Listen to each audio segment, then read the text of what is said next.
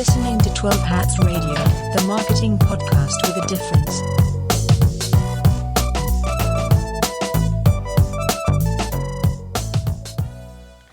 Good morning. It's Friday, the 26th of February 2021, and you're listening to 12 Hats Radio, the marketing podcast with a difference.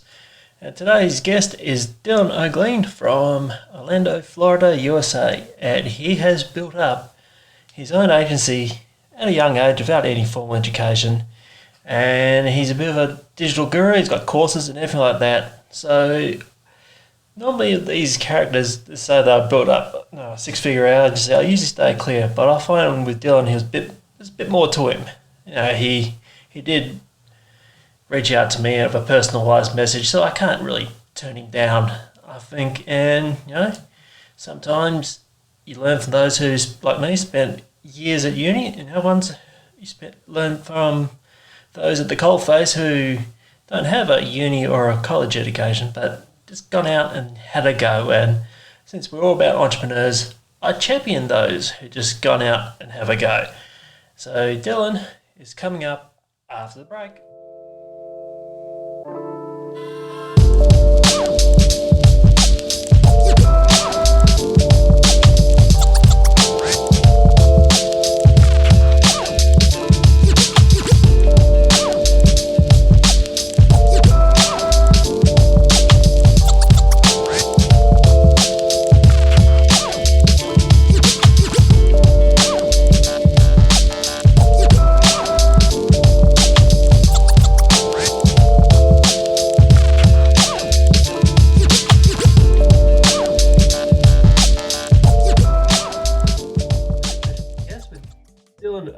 From Orlando, Florida, and he's a entrepreneur and a digital marketing expert. And Dylan, thanks so much for coming on the show, mate. And as for all my guests, can you just give us a quick rundown on what you're all about?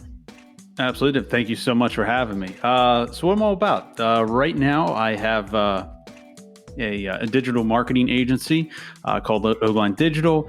And then I've also been putting the vast majority of my focus over the past year or so in my education company, which teaches entrepreneurs how to start their own digital agency. That's pretty much all we got going on now, and being stuck at home during COVID. So I'm in the States, so it's a little bit different than I'm sure how it is in Australia, but that's about what's going on right now. Yeah, we're watching with horror what's going on in the States. Yeah, it's fun. It's good. It's gotten out of hand. So, I mean, typically whenever I'm not working, I like to travel around the world. But I haven't been outside the country for over a year. So, right. And how did your journey start? How did this all come about? Sure. So I started my first business when I was 14. I got an early start to it, and was selling cell phones on eBay. And this was back whenever the best cell phones were European made, and the United States was still like behind the game. This is before iPhones and stuff. And long story short, somehow, some way, I got like a wholesaler agreement, and I was able to buy these European cell phones at like manufacturing cost, or wholesale cost, I should say. Ship them to the United States, pay the tariffs or whatever it was, and then flip them on eBay and give me $100 a phone or whatever. That was my very first business. And so that lasted for a few months. And then I got shut down. My credit card processor shut me down because they found out I was under the age of 18. So I couldn't do that any longer. So then I spent the next 12 years just bouncing around from one, shiny object syndrome is definitely what I had. Bouncing around from one idea to the next, not really getting any success with anything. It wasn't that I failed at all these things, it's that they never got off the ground. That was my particular problem.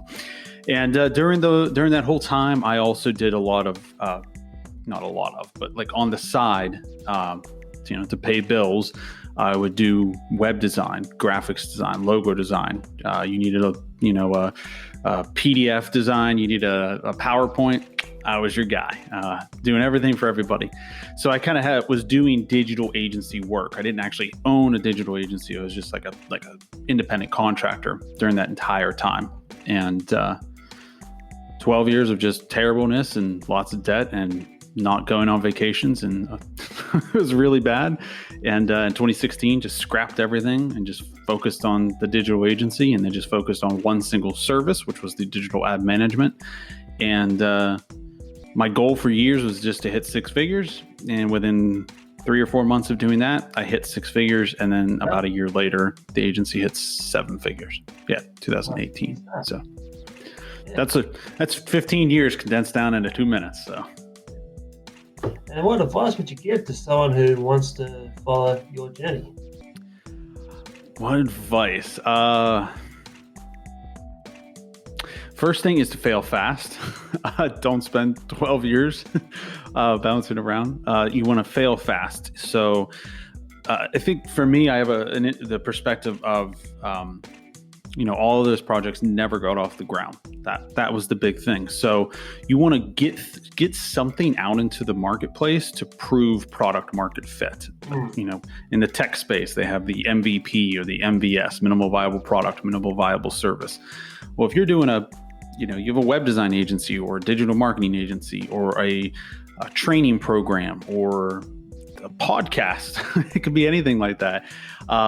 You want to get something out into the marketplace as quickly as possible, and don't be afraid to fail. You get feedback from the marketplace, and typically the best thing to do is to get somebody to actually give you money. Get a paying customer before you ever build your product or service. That proves product market fit. Yep. Good stuff. And where do you see the next big trends in digital marketing over the next 12 months? Next 12 months. To be honest, this is something because you used the term in the intro there of digital marketing expert because of what you said.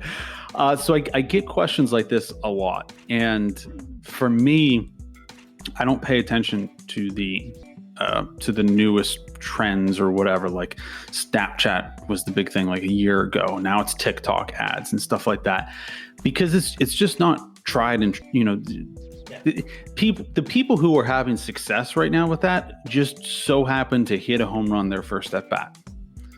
Whereas like Facebook ads, Google ads, things that have been around for 10 years, people have been taking at bats for years, and they have learned what works and what doesn't work. So then people like me can come in and follow those people and follow their advice and kind of skip that trial and error process. And you can just be okay at Facebook ads. You can be okay at Google ads and still make a lot of money. Using TikTok as an example, because that's all I hear about these days. Most of the time it's just, people went viral, and just that's how they had success with that, or it's just they hit a home run their first at bat. So long answer there, but no, I don't pay attention to industry trends or anything like that. Yep. And what are some of the great resources out there that helped you along your journey? Great resources. I would consider mentors. I've had a massive impact on my life from mentors. Outside of that, specific resources, because, obviously my mentors are going to be individual. I read a lot.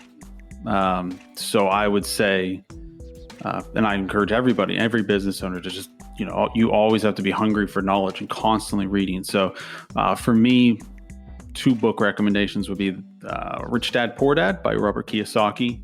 Highly recommend that book to everybody, even if you're not in business. And The 4-Hour Workweek by Tim Ferriss. Yeah, that comes up a lot lately, the 4-hour workweek. Really? Yeah. I think the book's I think it was released in 2007. So it's like 13 years old, and it's still unquestionably changed my life. And I'm always, to this day, I still follow Tim and all of his. Right now, I think he has a podcast, so I pay attention to that. I think he is, yeah. I think he's one of the bigger ones. He's up there with Gary Vee and all that. Yeah, absolutely. Yeah. What I like about that particular book and a lot of his stuff is it's not just about business or particularly marketing. So it's there's been all kinds of stuff that I've applied to my life from there, like traveling and business stuff. But It's more about lifestyle design. Good stuff. And I lost my train of thought here. There you go.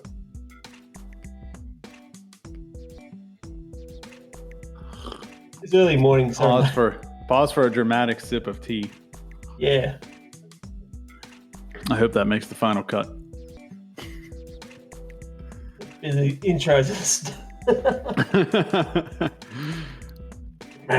Dramatic pause. Dramatic. Yes, a dramatic pause for a sip of tea. Yeah. So, what is the one myth about digital marketing that you like to dispel right now? That was a pause right there. The one myth, particularly if listeners out there don't have experience with digital marketing, I would say, if you own your own business, but you're like, oh, I don't know what to do with my marketing and my business. My answer would be the cost doesn't matter. So often I hear people give me feedback of I'll be like, oh, you need to focus on Facebook or Google ads. And they'll be like, what, Google ads? It's like $5 a click or whatever. And I'm like, so why does that matter? If you have a $1,000 product that you sell that has a $500 profit margin, and it cost you, $100, to say 20 clicks to get one sell, you still made money. So it doesn't matter. You have to, what matters when it comes to any marketing is the end. At the end of the day, it's all about the ROI. I spent $100 and I got $200 in profit back. I got $500 in sales. I made $200 in profit, whatever it is. And I think that mindset comes from people who, digital marketing allows you to track specifically down to the penny, down to each specific click. You go back 20 years ago and people were just doing billboard ads or newspaper ads like that. It was taking money and throwing it out the window and just hoping that you got some sales back. But with digital marketing, you have to view it as, it's the same thing. It's marketing, but it's completely different because you can track everything. So the myth is that costs matter. It's all about ROI. Yeah, absolutely. I mean, how many times I've had clients in my agency, arc up because it's costing them an arm and a leg, but really they got to see it as more of an investment than an expense. Because you put that money in, but you'll get that money back, and then some if you really do it well. Yes. Yeah, it's a really good valid point there, man. I think people should just take off that mindset that it's all about expense, and it's not. Oh, outside of marketing, when it comes to business services, I'm huge into, price your stuff based on value. And, exactly. Don't even look at competitors or anything like that. What is the value to your customer? In my particular case with my agency and whatnot, it's very clear. There's a very clear ROI. How much did I spend? How much in sales did I get? But other services as well. It can be a website. It can be podcast management services. I'm just trying to think of things here. It could go in all those different directions. And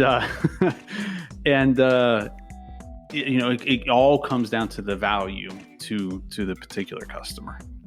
And you don't want to hide behind low prices and be the cheap end solution. You want to be the premium service, the premium solution, and provide a premium product. People will be happier. You'll be happier. Yes, the better way to go. 100% of the time.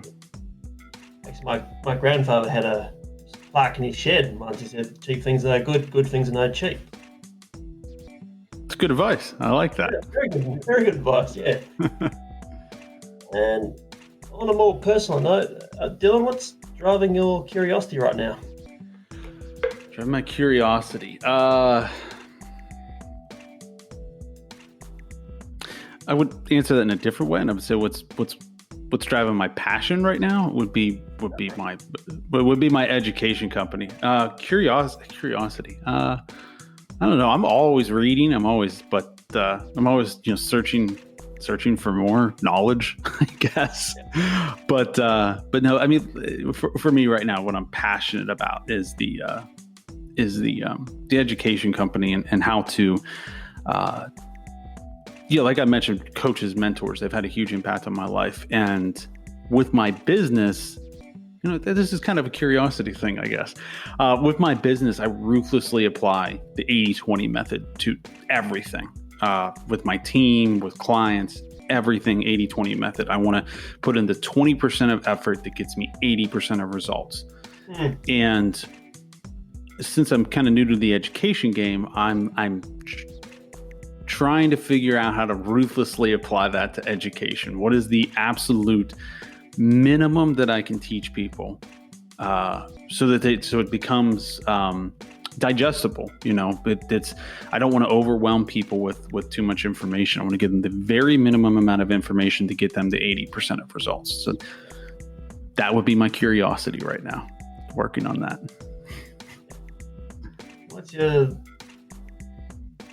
And finally, to wrap things up, can you share a lighthearted story with my listeners?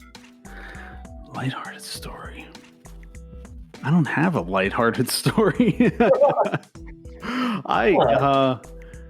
No, I got nothing there, man. I gotta be honest. Give me a different question. Is there anything I didn't ask but should? You didn't ask but should. I'll flip this around on you. Tell me more about your listeners. What do you think that they... I'll flip this around on you. What do you think your listeners are wondering right now? I think, if you're listening to my show, I think you've got a very curious mind. You're a marketer or an entrepreneur, and you want to know what the next big thing is, next step, what's the future holds, and how we can use the power of digital marketing for good purposes. Not just sell stuff, but change people's behavior, change people's mindsets and their outlook on life. I think that's where I think this with my unique point of difference is.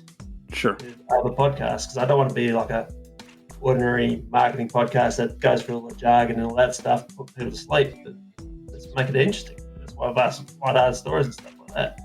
Make it interesting. Okay, so my particular advice would be if most of your listeners are marketers or doing some kind of marketing, don't focus on the new stuff. We talked about that. Focus on the stuff that that's been out there in the marketplace for a while. Keep things brutally simple. Stop looking for like the cheat code or another question I get all the time is like, how do I write really good Facebook ads? And it's like, it's pretty simple to write good Facebook ads. Just write something, put it out there in the marketplace, constantly be testing. So my I'm going to give you a story because the story is not about this. The story is not about me. But this is a lesson that I learned in the form of a story, and I'll try to keep this short because I know you try to keep the show short. So there's this, and I'm going to really butcher this story, but again, this is where I get this lesson from. There is a story of, do you know who wrote the 22 Immutable Laws of Marketing? Do you know who? Is it Jack Trout? Is that his name? Maybe. I'm terrible with remembering people's names. Okay, we're going to call him Jack. We're going to just call this guy Jack. So this story goes that Jack is this massive guy in marketing. And if you know who wrote the 22 or 21 Immutable Laws of Marketing, I forget. It's a magical marketing book. You have to read it. So anyways, the author of that book is who I think this story is about. And so this guy, Jack, again, we're going to call him Jack because I can't remember his name, is at this big marketing conference, right? And the way it worked is they, had the intro speakers, and then they would split the group up, and one group went to the kind of basics training, and then the other group went to kind of the more advanced new age stuff training, right? So they give their intro pieces and whatnot, and somebody's like, "Oh wow, there's Jack." And they finish up, and they're like, okay, go to your whichever group that you want to go to. And there's Jack going to the basics education. And somebody looks at him, and here's where the lesson comes in at. Somebody looks at him and is like, Jack, why are no, man, you're going into the wrong group. You want to go over to the advanced stuff. And he's like, no, I know exactly where I'm going. This is where I want to go. I don't focus on that stuff, the advanced stuff. I focus on getting better and better and better at the basics, the fundamentals. And I apply that so much with everything in my business is I want to focus on the fundamentals. There's this quote like the amateur trains until they get it right. The master trains until they can't get it wrong. So I think there's a lot to be said about that. Yeah. There's my lighthearted story to end the show. Yeah. That's good advice. And also I do adhere to the rule that consistency sells. If you stick to one thing, be your niche, but then post it regularly, especially with things like a podcast, till you get it right and people know when to expect it. And I think that's really good. Even with Facebook, have one formula and stick to it. And absolutely, 100%. Some people, they think you need to have talent to write Facebook ads or whatever. Talent is your God-given abilities or whatever you want to call it.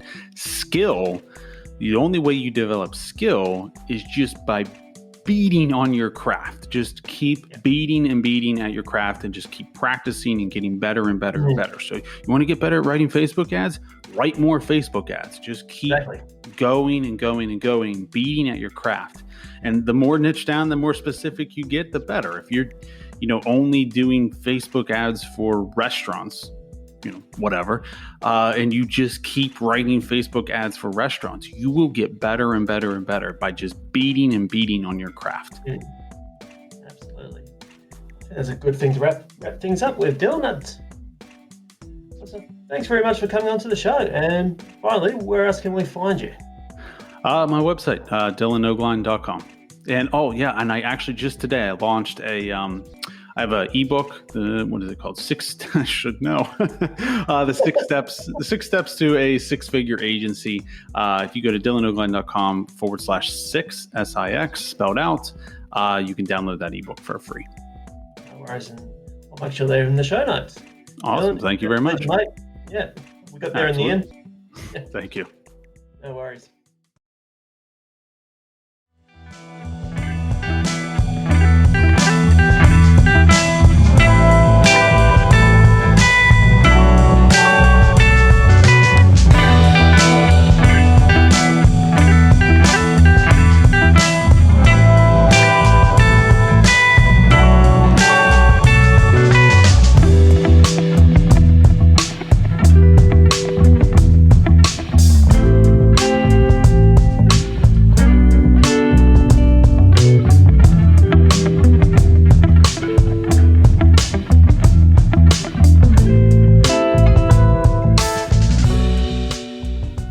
This has been a Podcast West production. Join us on Monday for a new guest with more stories, laughs, and insights into various entrepreneurs from around the world.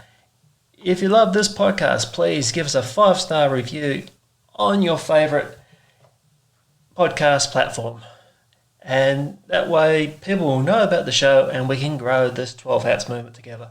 Also, please, if you want to support me for more, please sign up for my free newsletter. Links in the show notes. Until next week, it's the Cat with the 12 Hats signing out.